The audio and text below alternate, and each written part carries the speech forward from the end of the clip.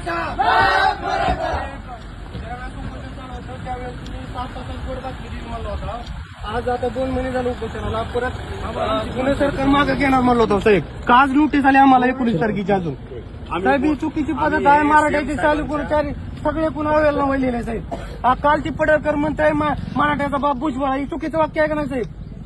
त्या गोष्टीचा कुठेतरी विचार झाला पाहिजे साहेब. विचार करतो आमदार साहेब आहेत आम्ही विचारावं मग त्याला. ठीक आहे शांततेने साहेब कसं असतं काही गोष्टी आपल्याला आपलं शांततेने घ्या. तुम्हाला जेवढं कळतं कमीत कमी एक साहेब आम्ही तुमच्या कार्याचं तुमच्या कामाचं कौतुकच केलेलं आहे. तुम्ही मराठा समाजाच्या मयत कुटुंबाला केलेल्या मदतीचा आम्ही तुमच्या त्यासाठी म्हणजे तुम्ही आदरपूर्वकच आम्हाला आम्हाला वाटत नसेल काही जगाय. मग साहेब काहीतरी याच्यावर व्यक्त झालं पाहिजे ना साहेब. महाराजांनी आपल्याला जे शिकवलं आहे काही गोष्टी जर मिळवायच्या असतील तर काही साहेब गोष्टी वेळ चालला साहेब. किती आत्महत्या झाल्या साहेब? ठीक आहे आम्ही साक्षीदार नाही का त्याचे?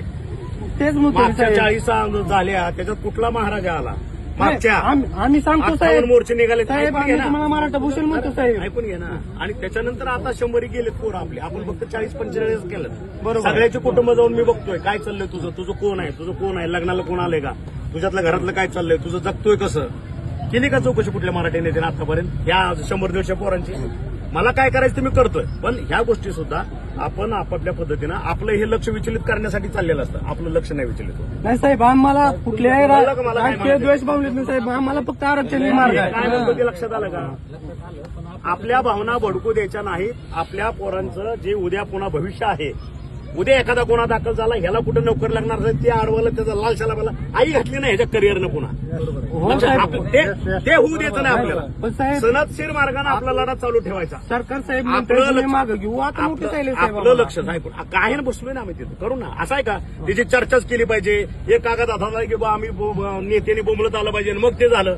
आम्हाला जे करायचं आम्ही करतोय. तुम्हाला फक्त सांगत नाही. हाच त्यातला भाग आहे. तुम्ही तुमच्या मार्गाने करताय आम्ही आमच्या मार्गाने. प्रत्येक मराठा आमदार त्या पद्धतीने करतोय.